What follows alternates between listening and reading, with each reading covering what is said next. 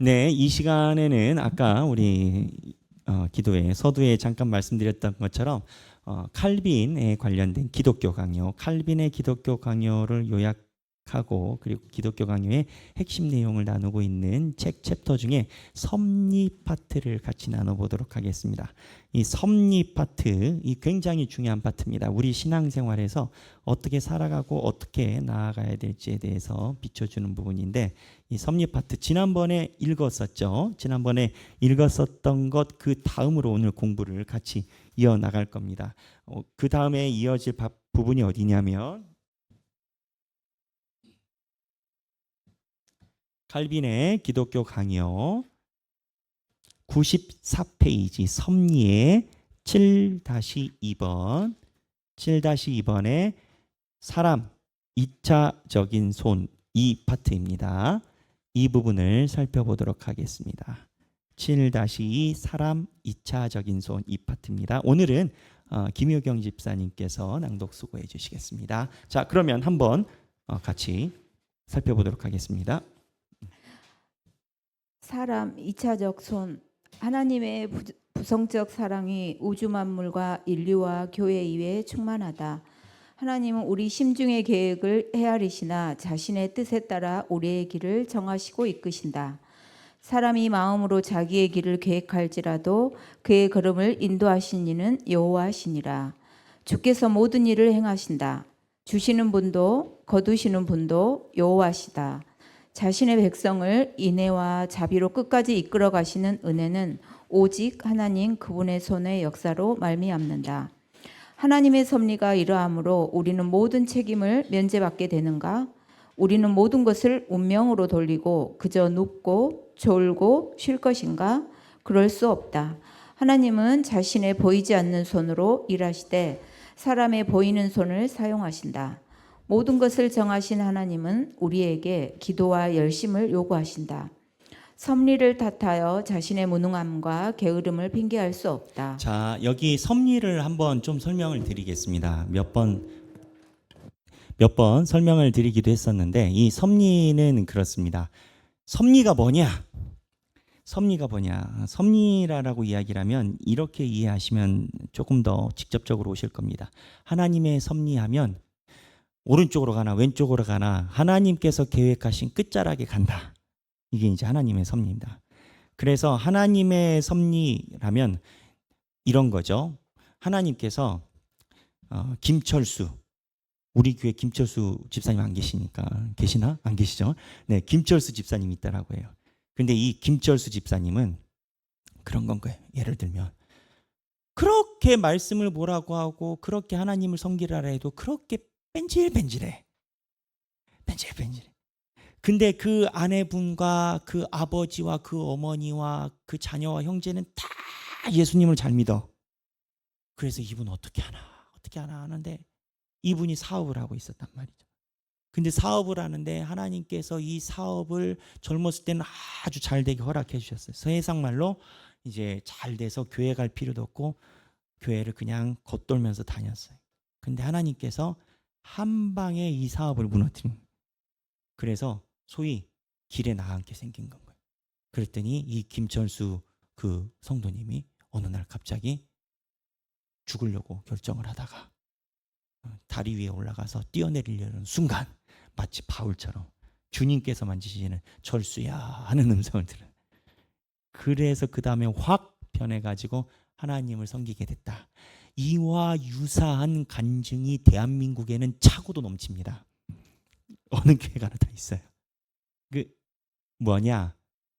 자기가 열심히 하나님을 벗어나려고 해도 하나님의 섭리는 결국 하나님을 잘 믿고 따라오는데 하나님이 선택한 자는, 선택하지 않은 자는 안 그래요. 선택한 자는 하나님이 이끌어 가신다는 거예요. 근데 거꾸로 케이스도 있어요. 거꾸로 케이스. 뭐냐? 너무 힘들었어. 그래가지고 힘들고 가난해서 교회 와가지고 날마다 기도해. 모든 성도들에게 타의 모범이 됐어. 성도들이 다 도와주고 힘주고 같이 기도했어. 그런데 그 어느 날 시간이 지나면서 이분이 하는 사업이 너무 잘 되기 시작하더니 프랜차이즈를 내기 시작하고 프랜차이즈를 내더니 전국적으로 유명해지더니 갑자기 그룹이 된 거예요. 그런데 그룹이 되면서 어떻게 되냐? 처음에는 가난할 때는 하나님을 그렇게 잘 섬기고 주일날 주님의 교회를 잘 오던 사람이 사업이 커지니까 사업을 돌봐야 돼서 한 주, 두 주 교회를 안 나오기 시작하는 거예요. 그러다가 나중에는 그룹이 되니까 너무 바빠지니까 아예 교회를 안 나와. 그래서 사람들이 기대를 했어요. 뭐냐면 저러다 돌아오겠지. 신앙은 있겠지. 근데 그러다 갑자기 급사. 그러면 사람들이 어떻게 생각했어요? 그 결론에 대해서 물음표가 생길 수밖에 없어요. 이것도 하나님의 섭리인 거예요. 역설적으로 섭리인 거예요. 무슨 얘기냐? 섭리라는 것은 양방향이 다 있어요. 그 섭리가 긍정적인 복음의 방향이 있으려면 사실은 부정적인 게 있어야 긍정적인 것도 있거든요. 구조적으로. 그래서 섭리는 하나님의 선택한 사람에게만 주로 이야기를 하는데 하나님이 선택한 사람은 자기가 아무리 벗어나려고 해도 발버둥 쳐도 심지어는 목숨을 끊으려는 그 순간까지도 하나님이 절대 포기하지 않고 하나님께서 이끌어 가신다라는 거예요. 근데 섭리를 이렇게 이해하다 보면요. 어떠한 질문이 자동적으로 생기는지 아세요? 가만히 있어봐라. 목사님 얘기가 처음에 은혜스러웠는데 듣다 보니까 할 일이 없네? 하나님이 나를 인도하신다면 시간이 지나면 그냥 되겠지. 내가 좀 놀아도 나중에 하나님이 인도하실 거 아니야. 두들겨 맞으려나? 아프려나? 에이, 그러면 적당히 놀면 되겠다. 그래서 두들겨 맞지 않을 정도의 경계를 유지하면서 살짝 지혜롭게 노시는 분들이 간혹 있어요. 우리 하길교회는 없어. 그러니까 몰라서 그러는 게 아니야. 몰라서 이제 좀 과한 편으로 뺀질뺀질하게 신앙생활하는 게 아니야. 알아. 그러니까 금은 안 넘어가려고 해. 근데 금 근처까지는 가려고 그래.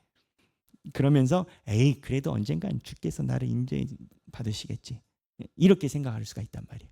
요 부분 우리 칼빈 선생님이 이 부분을 너무나 잘 알아요. 그러니까는 종류가 이렇게 됩니다.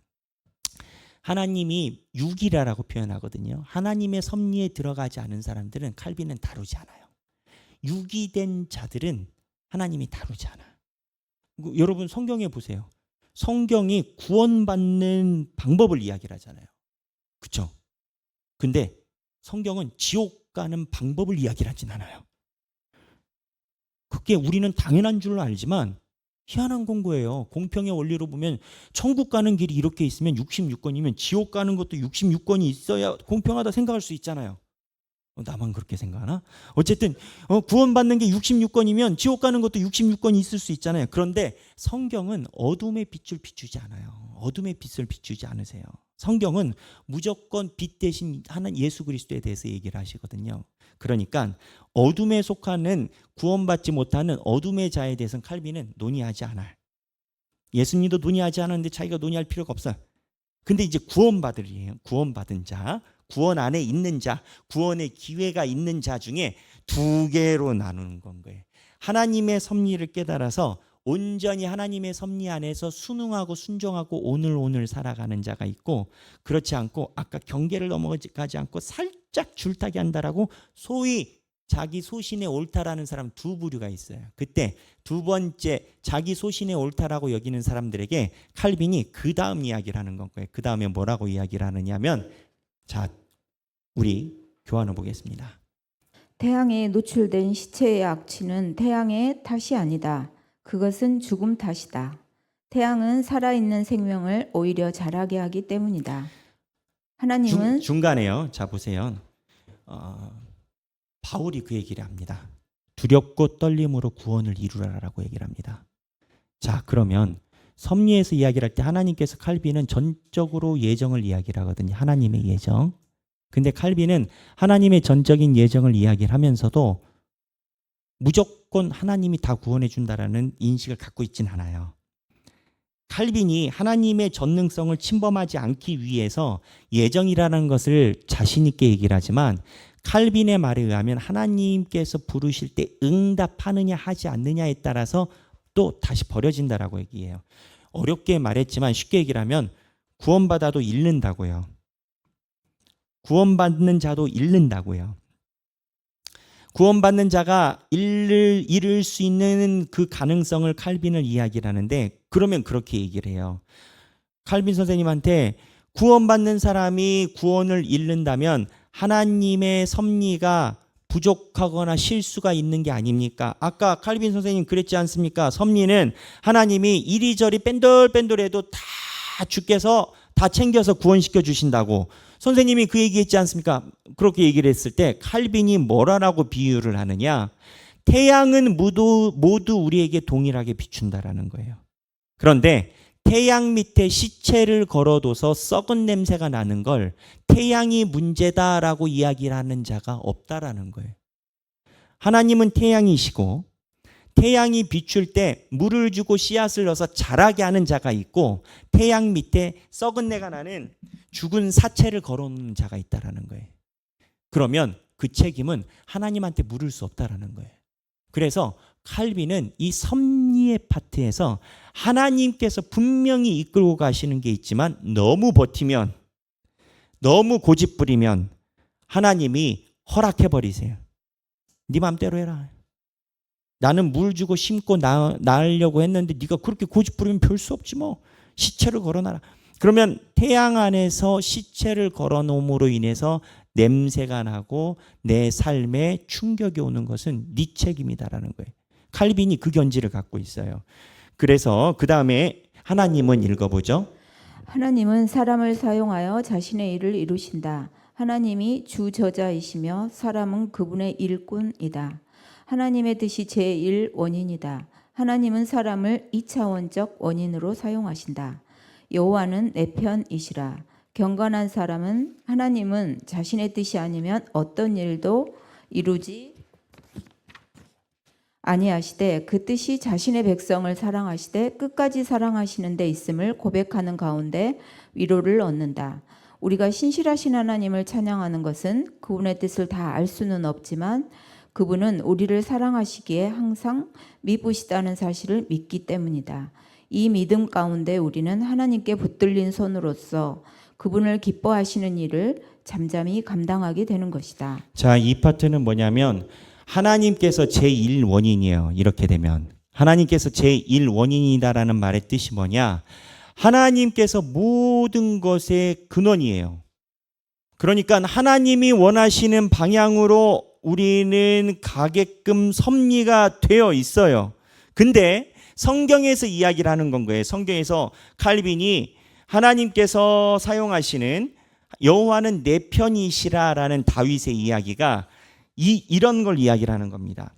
복 있는 사람은 악인의 꾀를 쫓지 아니하며 죄인의 길에 서지 아니하고 오만한 자리에 앉지 아니하며 오직 여호와의 율법을 주야로 묵상하는 자로다. 어디에 나오죠? 시편 어디요? 1편 몇 절? 1절. 시편의 출발입니다. 근데 이거에 대해 성서 해석이 어떻게 되는지 아세요? 복 있는 사람은 악인의 꾀를 쫓지 아니하고 죄인의 길에 서지 아니하며 오만한 자리에 앉지 아니하도다 이러고 나오잖아요. 여기가 우리가 생각할 때는 복 있는 사람이 무언가 행동을 해서 하나님께 받은 것으로라고 여겨요. 근데 복 있는 사람의 특징은 악인의 자리에 안 가고요. 죄인의 길에 서지 않고요. 오만한 자리에 안 가고요. 오직 여호와의 율법을 주야로 묵상하는 습관이 있는 사람이에요. 그래서 복 있는 사람은 우리가 생각할 때 무언가 대박 천금을 만지고 무언가 로또를 만지고 대단한 하나님의 기적을 맞은 사람이 복 있는 사람처럼 여기지만 시편이 이야기라는 복 있는 사람은 누가 안 시켜도 습관이 그렇게 들어서 여호와의 율법을 주야로 묵상하는 자가 복을 안 받겠냐라는 거예요. 복 있는 사람들 보고 자유시간을 줘요. 하나님을 좋아하는 사람한테 자유시간을 줘요. 그러면 하나님을 좋아하는 사람이 뭐 하겠어요? 사람은 자기가 사랑하는 것을 하거든요. 시간이 생기면 사람은 자기가 사랑하는 것을 하고 싶어 하거든요. 술 마시는 사람들은 시간 생기면 술 마시러 가요. 또 노는 사람들 좋아하면 시간이 생기면 놀러 가는 거 좋아하거든요. 근데 복 있는 사람은 하나님의 말씀을 다시 보고 그거를 묵상하고 주님의 전에 가까이 하려고 하고 이게 습관된 사람이거든요. 이게 왜 갑자기 나오느냐? 여호와는 내 편이시다라고 할 때 이미 복 있는 사람은 여호와의 편인 건 거예요. 섭리에서 이게 왜 나오냐? 하나님께서 이끌어 가심을 인지를 하고 있는 복 있는 사람은 하나님이 이끌어 가시는 섭리에 대해서 거부하지 않는다고요. 하나님이 내 삶을 이끄시는 것을 내가 느껴. 근데 내가 거부하지 않아. 거부감이 없어. 그래서 내가 좋은 게 하나님께서 이끌어 가시는 삶이고 내가 기뻐하는 게 하나님께서 이끌어 가신 삶이에요. 우리 하길교회 온 성도들의 특징이 있어요. 처음에 등록할 때는 대부분 그래요. 이제 여기 계신 분들 중에서 웃으시는 분들이 있겠지만 제가 새가족 등록할 때 그렇게 이야기를 하시는 분들이 있어요. 목사님, 제가 하길교회를 유튜브로 검색을 해보고 여러 가지 자료를 보고 왔습니다. 그래요 했더니 우리 하길교회 교인들이 참 신앙을 가지고 열심히 믿더라고요. 그래서 우리 교회 그렇습니다. 근데 저는 그렇게는 못 믿어요. 저는 그렇게는 힘들어요. 그래서 목장 모임이나 이런 것도 한 2주에 많이 와요. 3주에 한 번 올 수 있을 것 같은데 그래도 될까요? 로 저에게 이야기하신 분들이 제법 많아요. 우리 하길교회. 근데 하길교회 신앙생활 하다 보면 말씀을 날마다 보게 되고 말씀을 보다 보면 교회가 궁금해지고 교회 가서 똑같이 나와 생활하는 사람들의 얼굴을 보면 기쁘고 그들과 대화하는 게 기쁘고 여러분 그걸 알아야 돼요. 교회 교인들을 만나서 서로가 서로에서 만나서 얻는 유익이요 여러 가지가 있는데 신앙생활에 대한 이야기를 편히 이야기할 수 있다라는 거예요. 직장에서 만난 사람들, 동네 아줌마, 윗집 아줌마, 쓰레기 버릴 때마다 만나는 옆집 아저씨, 여러분 아무리 친하고 맨날 만나도요 신앙생활을 공감감을 가지고 공감 감각을 가지고 대화할 수 있는 존재가 여러분들 주위에 많지 않아요. 우리의 삶이 무슨 얘기냐? 여호와의 율법을 주야로 묵상하는 자는 모든 게 쭉 따라오거든요. 근데 이거를 나중에 그러한 삶에 온 분들은 이러한 고백을 해요. 하나님께서 내 삶을 이렇게 인도하신 것 같아요. 지나놓고 보니까. 처음에는 저희도 이게 부담됐어요. 수요일, 금요일, 생각도 안 했고, 토요일, 생각도 안 했고, 주중에 뭐 제자반, 뭐 교육, 나중에 목사님이 유튜브 보내주면 시간 있으면 2배속으로 돌려서 한번 들어볼게. 나오는 생각이 없어요. 근데 이게 뭐 목사님이 막 나오라고 해서 배경기 목사만 나오라고 하나요? 대한민국 목사의 대부분이 다 나오라고 할걸요? 하지만 하나님의 섭리에 대해서 귀를 기울이는 성도들이 이게 내 거부감이나 끌려가는 게 아니고 하나님의 인도하심은 그 자리에 들어가는 건 거예요. 그래서 여기서 한번 정리하자면 하나님께서 우리의 모든 결론을 가져가시려고 이끌어 가세요. 죽기 전에 우리가 하나님께 선택된 자니까 신앙인으로 들어갈 거예요. 들어갈 건데 하나님의 섭리가 느껴질 때 구원받는 자에게 2가지 현상이 나타난다라는 거예요. 하나는 불순종이에요. 태양이 비쳐도 시체를 걸어놔. 하나님이 참으시잖아요. 참잖아요. 이스라엘, 북이스라엘과 남유다, 다윗과 언약을 맺고 예루살렘 성전에 대한 계약을 맺으셨는데 하나님이 내 손으로 무너뜨린대잖아요. 하나님의 섭리를 애써 부인하는 자는 하나님이 분명히 살아계심을 역설적으로 확 보여버려요. 성경이 그렇게 얘기를 해요. 우리 예레미야 보고 있잖아요. 근데 2번째 쪽에 우리가 이야기하는 대화에 포인트가 있는데 하나님의 섭리를 인정하는 자는 이렇게 고백해요. 오늘도 사실은 목사님 제가 여러 생각을 했네요. 방송으로 볼까? 또는 목사님 나갈까? 그런데 집에서 누워 있자니 어저께는 헬스장 가서 PT를 받았는데 어제 헬스장 가서 PT 받고 나서 피곤하다고 수요기도에 안 가려니까 마음속에 야 너는 PT는 그렇게 받으러 가고 기도회는 안 가냐라는 마음이 누가 안 했는데 계속 귀에 걸려갖고 신경이 쓰여가지고 교회로 왔네요. 근데 와서 보니 잘 왔네요.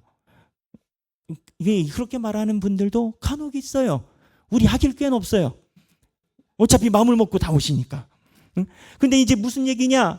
하나님의 섭리를 느끼며 하나님의 인도하심을 느끼는 자들은 시간 속에서 하나님의 이끄심에 대해서 반동으로 가지 않고 순종으로 간다고요.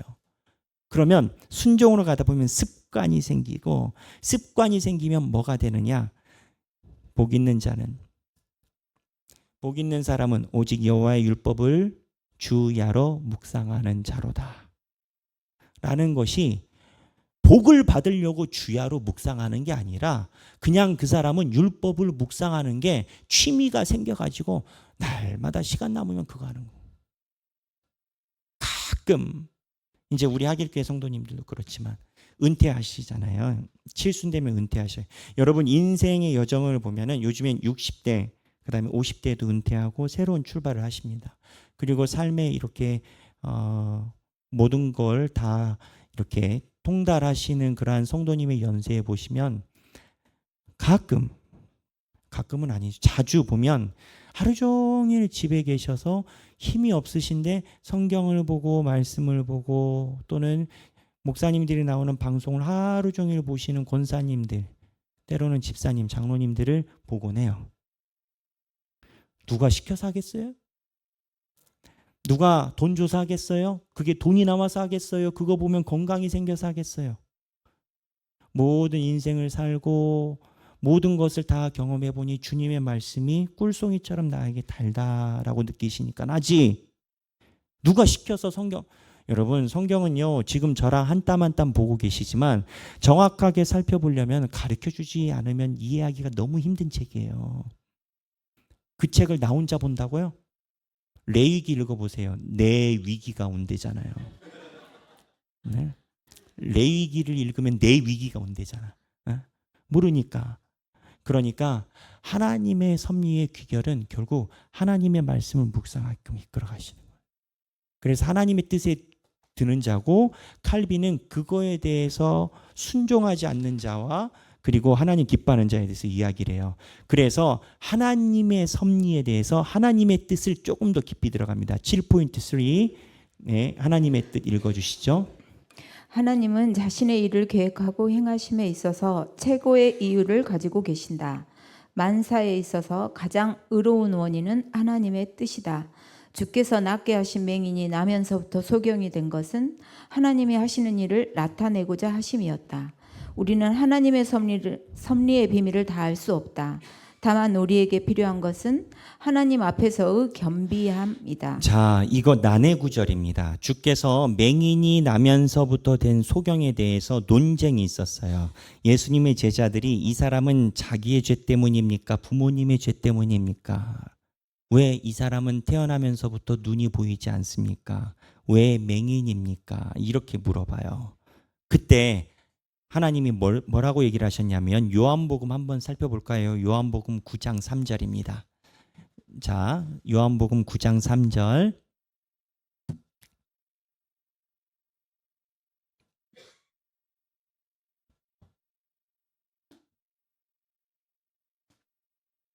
네, 우리 다 함께 읽겠습니다.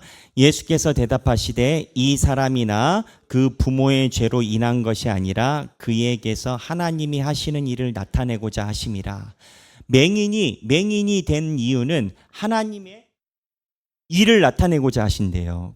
그러니까 태어날 때부터 불구 또는 태어나고 나서 의도치 않은 사고로 인해서 장애를 얻게 되는 그러한 우리의 지인들이 있지 않습니까? 그거를 하나님이 하시는 일을 나타내고자 하심이래요. 그러면 여러분 하나님이 하시는 일이 무언데 그 사람은 태어날 때부터 왜 맹인일까요?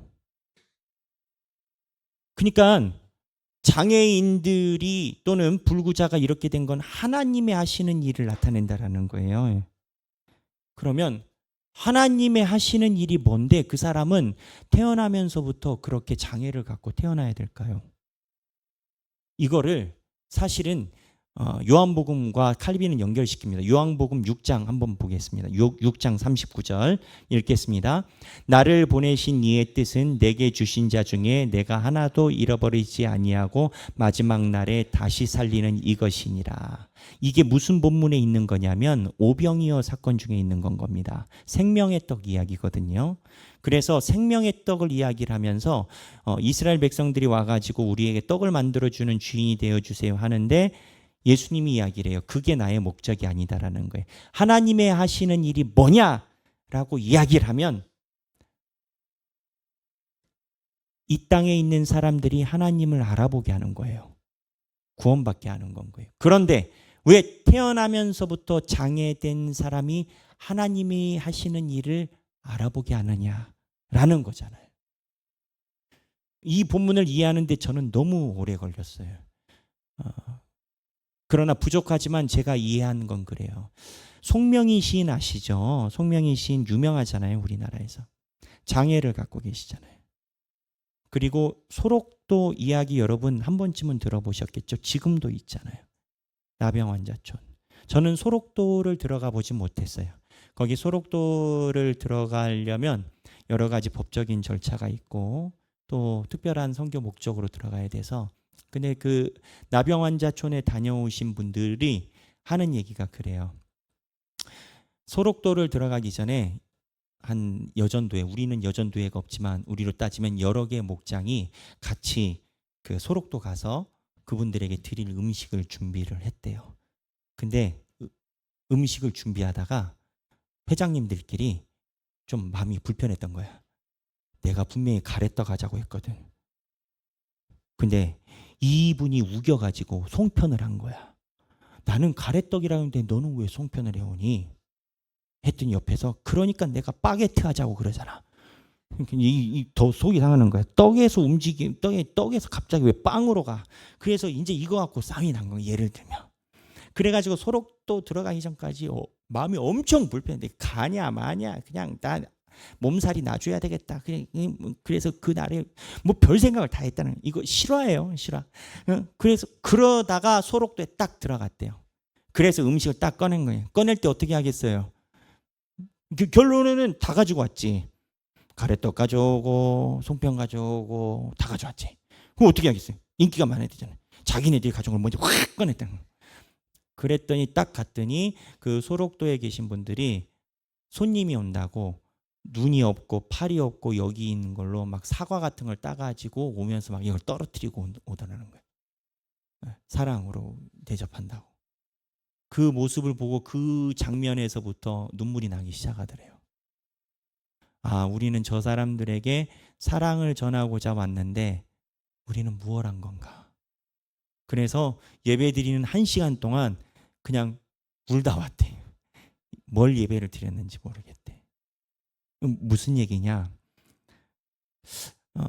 어려서부터 그냥 태어날 때 장애가 있으신 분들이 신앙을 가지면요, 여러분, 장애 가지신 분들이 신앙을 갖는 경우를 목회자들은 종종 보고 하는데 하나님께 바라는 게 없어요. 장애를 가지신 분은 물론 송명희 시인도 쓴 글에 하나님께서 나를 낳아주셨으면 이렇게 하지만 그분들의 결론에는 뭐가 있냐면 하나님께서 나를 만져주시니 내가 오늘 삶을 산다라고 자기의 생명을 귀히 여겨요.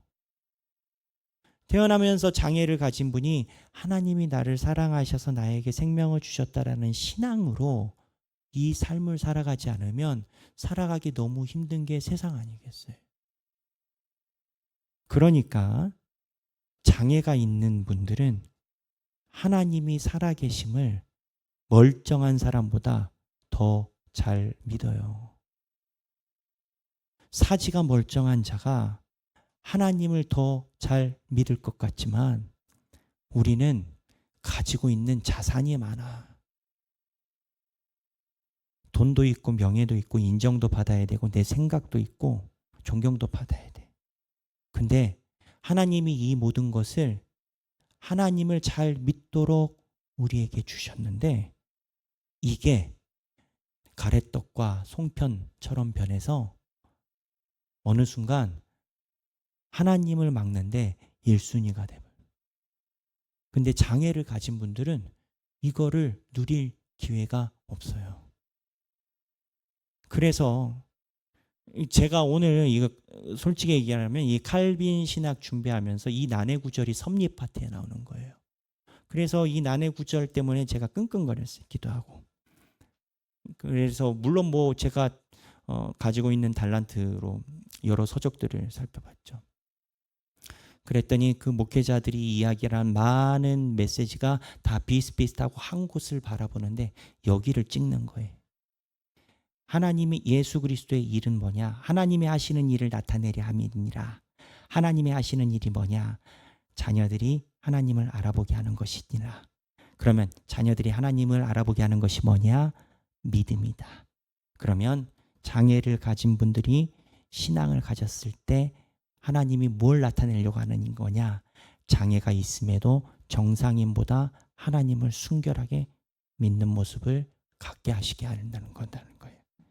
그러니까 장애를 가지고 이 땅에 살아가시는 분들은 하나님을 의지할 수밖에 없고 나중엔 나이를 먹어가면 가족들이 다 별세를 하기 때문에 하나님 외엔 남지 않아요. 그래서 장애를 가지신 분들은 온전히 하나님만 의지하면서 정말 하루하루 살아요. 근데 사지가 멀쩡한 사람들은 돈이 많아서 또는 내가 가지고 있는 학식이 있어서 내가 가지고 있는 뭐가 있어서 이제 섭리의 양단간이 결정납니다. 태양빛에 썩은 시체를 걸어놓던지 시냇가에 심은 나무처럼 주님을 바라보던지 그것도 어려워요. 그래서 하나님이 이 섭리라는 파트를 칼빈을 통해서 이야기를 할 때 왜 이 장애 있으신 분을 갖다가 예를 드리냐?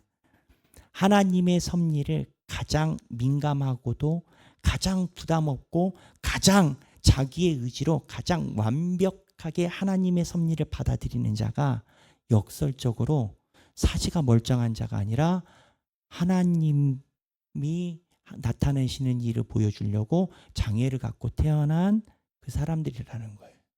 천국에 가면 우리는 육체의 모습이 사라지잖아요. 장애를 가지신 분들도 천국에 가면 온전해지잖아요. 그때 하나님이 보시는 건 딱 하나잖아요. 믿음이잖아요. 믿음이잖아요.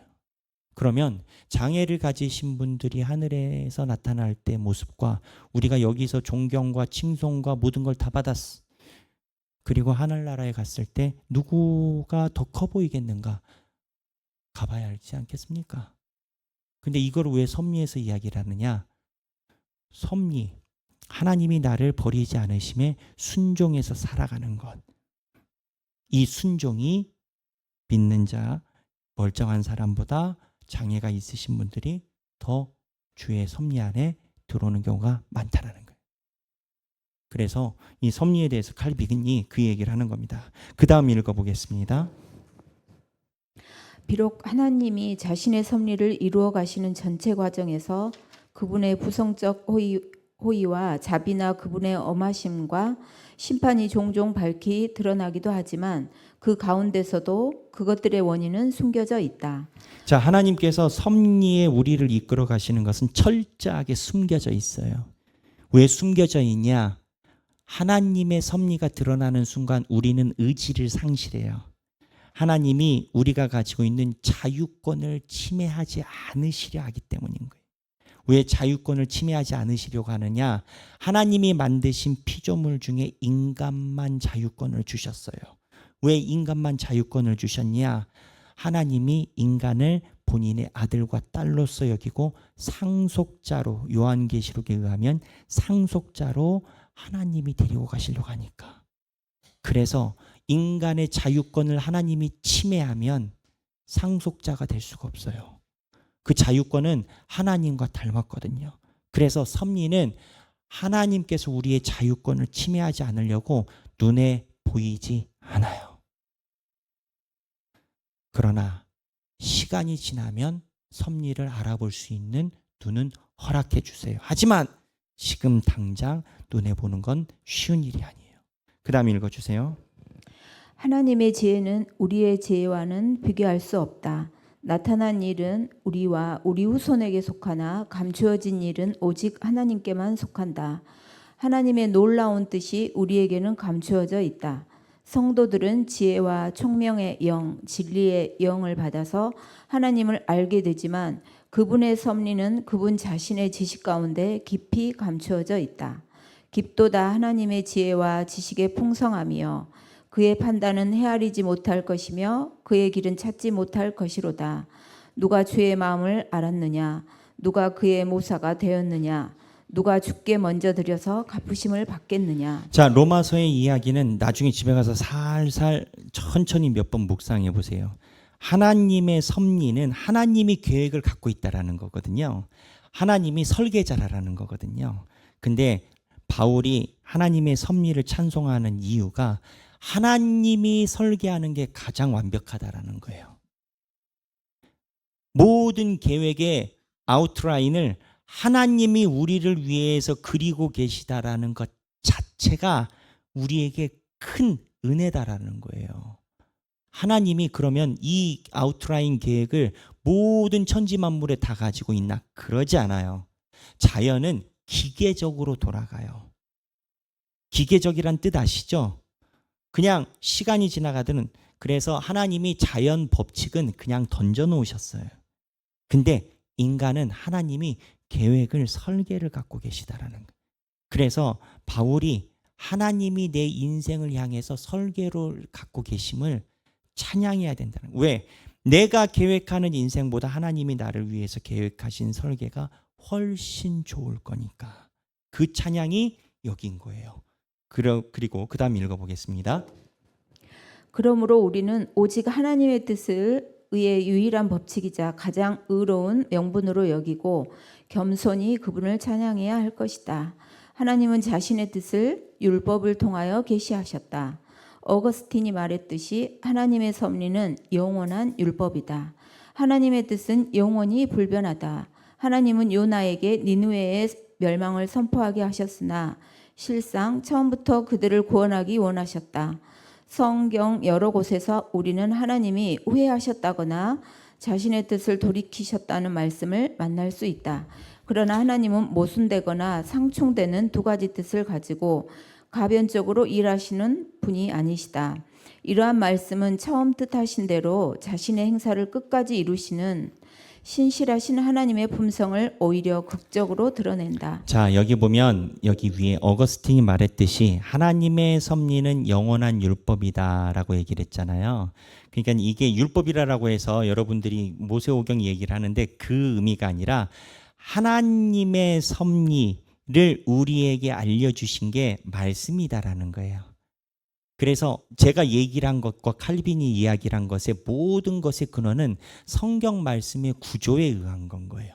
그래서 하나님의 말씀을 주야로 묵상하는 자는 하나님께서 나를 향한 인생의 계획을 어렴풋이 느끼게 돼요. 그러니까 하나님의 말씀에 묵상하는 자가 하나님께서 나의 인생을 위해서 계획하는 것을 어렴풋이 느낄 때 하나님의 옷자락을 더 붙잡게 돼요. 그래서 하나님의 섭리는 영원한 말씀이다. 이렇게 이해하시면 돼요. 그런데 하나님이 성경에 보면 후회하셨다라는 표현이 나와요. 근데 하나님이 후회하시냐라는 거예요. 그거에 대해서 이야기를 해요. 일단 읽고 설명드릴게요. 하나님은 다양한 상황을 조건으로 삼으셔서 영원히 정하신 바를 이루신다. 전지하신 하나님은 후회가 없는 분이시다. 간혹 그분이 후회하신다고 말씀하시는 것은 자신의 뜻을 돌이키겠다는 것이 아니라 처음 뜻을 그대로 이루고자 하시는 자신의 간절함을 우리에게 맞추어 드러내신 것이다. 사울을 세우신 것을 후회하신다는 하나님의 음성을 들은 사무엘이 그는 사람이 아니심으로 결코 변개하지 않으심이니이다 라는 고백을 이르게 되었음이 이를 말해준다. 자, 이거를 그냥 직설적인 언어로 설명드리면 그래요. 성경에 제가 BT 할 때 말씀드렸잖아요. 후회하신다라는 표현은 지금으로 얘기를 하면 하나님이 플랜 A에서 플랜 B로 넘어간다라는 전환 포인트를 지정한다라고 얘기를 했어요. 그러니까는 하나님이 역설적으로 후회하신다는 표현은 감정적으로 내가 인간을 만들어서 후회한다 이런 뜻이 아니라 하나님이 섭리의 계획을 이란 하셨다가 이안에서 사만으로 전환시키신다라는 이야기라는 거예요. 근데 하나님이 안을 전환시킨다라는 얘기는 뭘 의미하느냐? 하나님이 끝까지 포기하지 않는다라는 걸 의미를 해요. 그래서 하나님이 후회하시는 게 아니라 절대 변하지 않으시고 성경은 섭리라라는 그림으로 끊임없이 하나님이 오른쪽 왼쪽 오른쪽 왼쪽 위아래 좌우 해서 우리 옆으로 계속 기회와 길을 만들고 계시다라는 거예요. 그래서 제가 말씀 훈련 때도 여러 번 얘기를 했지 않습니까? 하나님을 거부하고 또는 여러 가지 교회 생활하다가 산을 만날 때마다 뒤를 물러서는 그 포인트 잘 생각해 보라라는 거예요. 신앙생활을 할 때마다 내가 어느 정도 가다가 거기서 뒤로 물러서거든요. 가다가 근데 희한한 건 내가 물러선 그 지점을 또 서요. 3년 전에 물러섰잖아요. 3년 후에 또 만나게 되고요. 교회로 옮기잖아요. 그 교회에서도 또 만나요. 또 옮기잖아요. 또 만나. 이게 뭐냐? 하나님이 내가 상황과 환경을 아무리 틀어내도 하나님이 가지고 있는 카드가 더 많은 건 거예요. 그래, 해봐. A안. 너 해봐. B안. C안. 근데 하나님이 그 지점을 넘어가게 하시려는 하나님의 노력은 정확해요. 저도 그런 경험을 많이 해요. 그러니까 쉽게 얘기해서 그냥 순종하는 게 편해요. 하나님의 카드를 여러 가지 만나는 것보다 하나님의 말씀대로 살아가는 게 편해. 무서워서 편한 게 아니라 하나님의 말씀대로 살아가잖아요. 이거를 뒤로 가는데 소비한 에너지가 하나님께서 나를 이끄시는 데 쪽으로 그 에너지가 전환이 돼요. 그러면 하나님의 섭리를 파악하는데 내 전환이 되면 첫째, 인생에 대한 불안이 없어져요. 왜 인생에 대한 불안이 없어지는지 아세요? 하나님이 나를 만지시는 것을 내가 성경과 말씀을 통해서 안 느끼려는 게 아니라 안 느끼려고 해도 하나님이 내 인생을 통해서 하시는 말씀을 통해서 내가 느끼거든. 그럼 하나님께서 내 마음에 부담되는 말씀을 대든 아니면 좋은 말씀을 대든 하나님께서 말씀을 주시면 무엇을 알게 되느냐? 내 감정이 겁이 나든 겁이 나지 않든 하나님이 나와 연계하고 계시다라는 감을 갖게 되거든. 그러면 하나님이 나를 포기 안 하시는구나. 근데 그게 불안을 넘어서 어떻게 되냐면 하나님을 의지하고 살아볼 만하다. 하나님 뜻대로 살아볼 만하다. 성경에 보면 말라기에 보면 나를 시험하라 그러시거든요. 그 단계로 들어가요. 그래서 하나님의 섭리에 순종해서 나가는 게 수없이 많은 복을 선취하는 거예요. 그 다음 읽어보겠습니다. 모든 일이 하나님의 뜻으로 말미암고 그 뜻은 항상 동일하다. 우리에게는 그 뜻이 다양하게 보일지라도 하나님은 결코 자신의 뜻을 변개하지 않으신다. 하나님은 자신의 은밀한 뜻을 이루기 위해 악한 사람과 악한 천사라도 사용하신다. 하나님은 자신의 권능과 뜻대로 이루려고 예정하신 그것을 성취하시려고 정하신 뜻과 미리 아신 대로 패역한 무리와 이방인들의 손에 자신의 아들을 내주셨다. 자, 여기 보면 하나님은 자기의 자녀가 하나님을 믿게 하기 위해서 악한 무리와 심지어 사탄에게도 내준다라는 거예요. 그래서 우리 삶에 재앙이 있는 거예요. 이스라엘 백성들이 하나님이 그러잖아요. 내가 네 자녀들을 위하여 바벨론 손에 붙여버리니라. 칼과 기근에 의해 망하리라.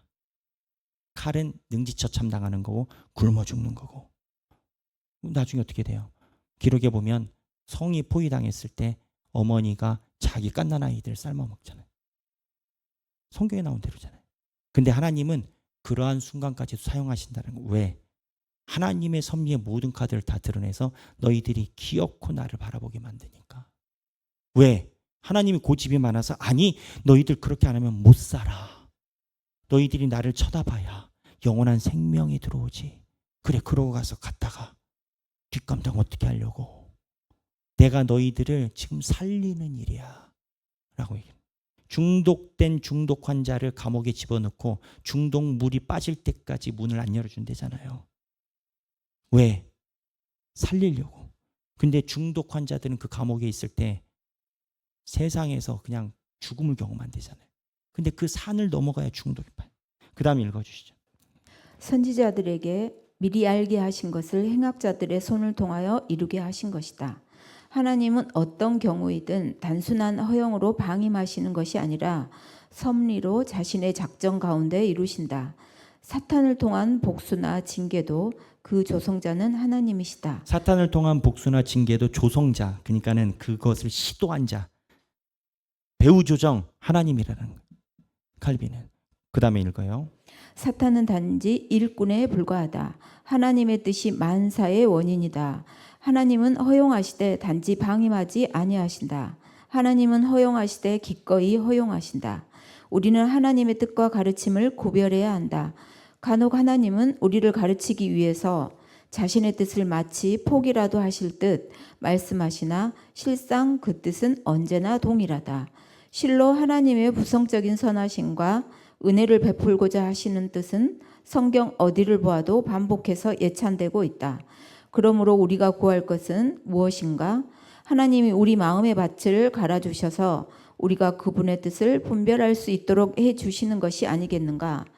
왜냐하면 우리의 지혜는 우리의 마음이 온순하고 가르칠 만한 상태가 되어서 성경에 전해진 것은 무엇이든지 비난하지 않고 받아들이는 데 있기 때문이다. 자, 여기 보면 마지막에 그러므로 우리가 구할 것은 무엇인가? 하나님이 우리 마음의 밭을 갈아주셔서 우리가 그분의 뜻을 분별할 수 있도록 해주시는 것이 아니겠는가?